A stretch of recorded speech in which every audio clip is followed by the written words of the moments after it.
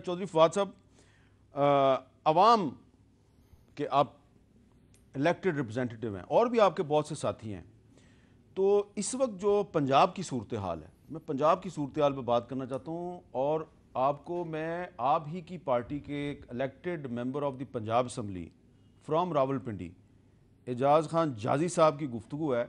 इन्होंने ये गुफ्तगू की है अपने ही लोगों के साथ, वोटरों के साथ बैठ के की है, पंजाबी ज़ुबान में किया है। इसकी उर्दू ट्रांसलेशन भी आप सुन लें और फिर सवाल करूंगा मैं चौधरी फवाद साहब से। सुनिए, पिंडी से MPA हैं PTI के एजाज खान जादी साहब क्या कह रहे हैं। 400 रुपए की दवाई भी हॉस्पिटल नहीं मिलती साडा। मैं अगर महीने तो खून बंद सी, मेरा 2 महीने बंद सी, असी शर्मिंदगी की वजह तो बंद सी। उतों कालां आदियां सन, दोस्तां भरावां दियां, परेशान लोगों दियां, अगे कोई सुनाई नहीं सी। टिकटियां तुहाडे इलाके बहुत ज्यादा सन, फौजी कलोनी के एरिए बहुत ज्यादा डाके पै रहे सन। मैं CPO आ गया सी, राजा बशारत साहब भी बैठे सन। मैं कहा जी साड़ी कोई पसंद नहीं है, SHO जड़ा मर्जी लाओ, पर ध्यानदार लाओ तो मान वाला बंदा लाओ, तो मसला में रुके। उसके बावजूद जिस वक्त इन्होंने CPO साहब 5 लाख रुपया तैनाती का लै रहे हैं, SHO उन्होंने 3 लाख रुपया महीना लै रहे। क्या कर रहे हैं? ये तब्दीली आई है। मैं जाके वज़ीर आज़म सेक्रेटरीट भी गया वा, उत्थे भी जाके फरियाद की है, तुम जिस तरह मेरे कोल पे करते हो। उन्हें गया, उन्होंने TV भी चलाया, अखबार ही खबर भी दित्तियां न। अल्लाह जानता है तुहाडी इज्जत, तुहाडी जान, तुहाडा माल या तुहाडे नाल, क्योंकि मैं तुहाडा जवाब दे हाँ, तुहाडी वजह तो अल्लाह ने मुझे इज्जत और मुकाम दिता है। तुहाडे सारियां तो ज्यादा मुझे अग लगी हुई है, तुहाडे सारियां तो ज्यादा मेरा दिमाग फिरिया है, क्योंकि मैं दिहाड़ी 500 बंदे डील करना होंदा है, तो मैं किस दे नाल झूठ बोला। हाय, मैं किस नाल झूठ बोला। तो ये पंजाब में है, पंजाब में सूरत हाल रावलपिंडी में वो कह रहे हैं जी डकैतियाँ हो रही हैं और पैसे लेके SHOs को लगाया जा रहा है। तो उस्मान बुज़दार साहब जो हैं, उनकी गवर्नेंस के बारे में तो कहा जाता था ये जी वसीम अकरम प्लस है। देखिए, बात यह है कि जो पंजाब के मामलात होंगे या लॉ एंड ऑर्डर के इश्यूज़ हैं, मेरा ख्याल है कि पंजाब का लॉ एंड ऑर्डर बहुत बेहतर है बाकियों से। ये इंडिविजुअल शिकायत जो भी है, एजाज से मैं बात भी करूँगा, मैं उनसे पूछूंगा क्या मसला है, क्योंकि उनका हल्के का कोई प्रॉब्लम है जिसमें वो एक मखसूस जगह के ऊपर कोई बात कर रहे हैं। जनरली आई बिलीव पंजाब का ही नहीं, पूरे पाकिस्तान का लॉ एंड ऑर्डर बहुत बेहतर है पिछले सालों से, उसमें कोई शुबा नहीं है। और वो पंजाब में उस पूरे पाकिस्तान में बलूचिस्तान और सिंध भी शामिल है। जाहिर है, अच्छा, बलूचिस्तान शामिल है। कराची के हालात आज कहाँ हैं, पहले कहाँ थे। और खैर वो उसमें एक तो हमारे मिलिटेंसी का और वो एस्पेक्ट था जो शुक्र है कि काफ़ी हद तक कम हुआ है। जो अमूमी जो क्राइम है वो भी बड़ी हद तक आपके ख्याल में पंजाब में गवर्नेंस बिल्कुल ठीक है? नहीं, मैं समझता हूँ इम्प्रूवमेंट की गुंजाइश तो हर जगह होती है, यहाँ पर भी होगी। लेकिन ये जो पर्टिकुलर जो आपने वीडियो चलाई है, इसके ऊपर ज़ाहिर है मुझे पूछना पड़ेगा उनसे कि क्या इशू है।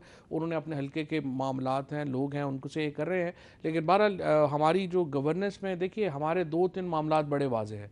कहीं पर भी कोई आदमी जो है वो प्राइम मिनिस्टर साहब की जो लोग जानते हैं, जिनमें आप भी हैं, 1 रुपए की करप्शन को वो बर्दाश्त नहीं करेंगे। बिल्कुल ठीक है। 2 अपनी हमारा मामलात हैं, उनमें किसी को सिफारिश के ऊपर, किसी के ऊपर वो बिलीव नहीं करेंगे। सो जहाँ पर कोई शिकायत आएगी, शिकायतें तो आती हैं, मामलात तो होते हैं, इंडिविजुअल। अच्छा, मरियम औरंगजेब साहब, ये एक PTI का MPA जो है वो कह रहा है कि ये जो सेहत कार्ड है तो उससे भी कोई फायदा नहीं हो रहा, 400 रुपए की दवाई भी नहीं मिलती अस्पताल में। शुरू ही नहीं हुआ ना पिंडी। हाँ, वो ये भी यही कह रहे थे। तो ये बातें जो हैं, ये मुस्लिम लीग नून या पीपल्स पार्टी हमें कौमी असम्बली में करती नजर नहीं आती। वहाँ पे तो सिर्फ यही है कि अपने अपने जो लीडरान हैं उनको डिफेंड किए जा रहे हैं सारे। नहीं, ऐसा नहीं है। पहले तो ये खाली MPA PTI के नहीं कह रहे, ये 22 करोड़ आवाम रो रही है, चाहे उसका ताल्लुक मिडिल क्लास से, अपर मिडिल क्लास से, लो मिडिल क्लास से या एलीट क्लास बिजनेसमैन हो। तमाम लोगों का इस वक्त यही नैरेटिव है जो PTI के अपने MPA का नैरेटिव है। तो पहली बात तो उन्होंने बिल्कुल सिचुएशन को सही तरह एनालाइज किया। अब महंगाई पिछले तो आप शाह महमूद कुरैशी साहब से भी एग्री करती हैं और एजाज खान जादी से भी एग्री मैं करती सिर्फ हैं? रिकॉर्ड की तस्हीह के लिए शाह महमूद कुरैशी साहब ने मेरे से एग्री किया। अच्छा, ठीक है, थैंक यू। और मैं PTI के MPA रावलपिंडी से जो है उनसे एग्री करती हूँ। और दूसरी बात ये कि जो वो बात कर रहे हैं उसको फवाद को मैं समझती हूँ MPA जाजी खान साहब से बात ना करें, कैबिनेट में बात करें। क्योंकि ये मसला इस वक्त महंगाई का, हम डबल डिजिट में जा रहे हैं। 9.4 पिछले 8 महीने के अंदर इन्फ्लेशन हो गई है, जो पिछले 10 साल की हाईएस्ट सतह के ऊपर है। उसके बाद जो ग्रोथ रेट है वो आपका 5.8 से 5, मैं ख़त्म कर लूँ, मैंने अभी आपको सिखाया है, टॉक शो भी बैठना आपको मैं सिखाऊंगी, आगे और भी बातें सिखाती हूँ। मतलब ये भी तो देखें ना आप, 5.8 का ग्रोथ रेट आप 3 पर ले गए। और ग्रोथ रेट जो होता है जब वो कम होता है हामिद भाई, तो आपकी जो अनएम्प्लॉयमेंट है वो इंक्रीज़ होती है। आप देखें एम्प्लॉयमेंट जो है वो आपकी डिक्रीज़ होती है और अनएम्प्लॉयमेंट आपकी इंक्रीज़ होती है। 15 लाख बच्चे जो हैं वो हर साल जॉब मार्केट में आते हैं, जब उसके लिए 6% ग्रोथ रेट चाहिए। और आपने ये बड़ी अच्छी बात पूछी महंगाई की।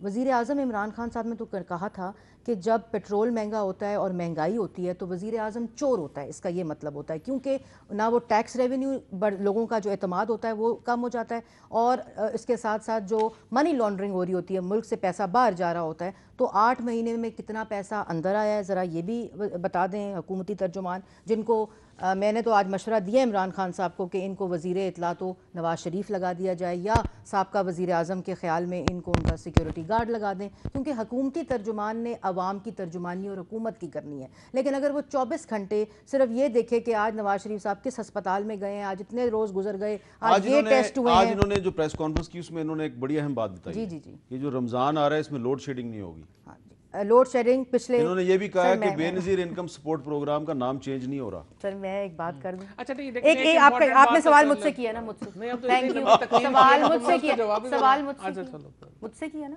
चले आगे, चले प्लीज। सर रमज़ान में पिछले 5 साल लोड शेडिंग नहीं हुई, डेटा मंगा के देख लें। ये वही बात है कि सेहत कार्ड हमने शुरू किया, फिर सारा कुछ हमारा, उसके बाद आप ये देख लें, मोटर- आप सर कह नहीं रही हुई। हैं कि रमजान में लोड शेडिंग नहीं हुई।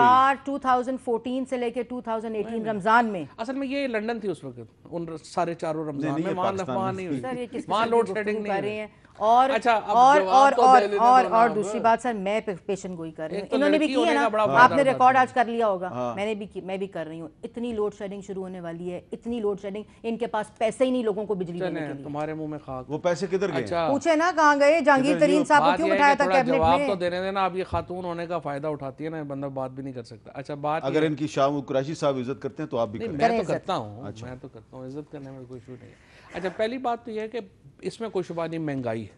महंगाई क्यों हुई है? क्योंकि डॉलर फ्लक्चुएट हुआ है, 35% आपका डॉलर जो है वो गया है। वो क्यों गया है? वो इसलिए गया कि मौसूफ के जो आइडियल हैं, यानी इसहाक डार साहब, अब वैसे पता नहीं, एक दिन ये मिफ्ता इस्माइल के कैंप में होती हैं, दूसरे दिन इसहाक डार के कैंप में होती हैं। आजकल मेरा ख्याल है मिफ्ता के कैंप में है, क्योंकि उन्होंने कहा मिफ्ता इस्माइल बड़े अच्छे हैं। इसहाक डार साहब ने 7 अरब डॉलर फूंक दिए पाकिस्तान के डॉलर को 100 रुपये के ऊपर रखने के लिए। इनकी प्रॉब्लम अब क्या है? देखें, आपकी बड़ी सिंपल, आपका घर का खर्चा है, आपके घर की आमदन ज़्यादा होगी, खर्चे कम होंगे, घर खुशहाल होगा। खर्चा ज़्यादा है, आमदन कम है, तो घर बदहाल होगा।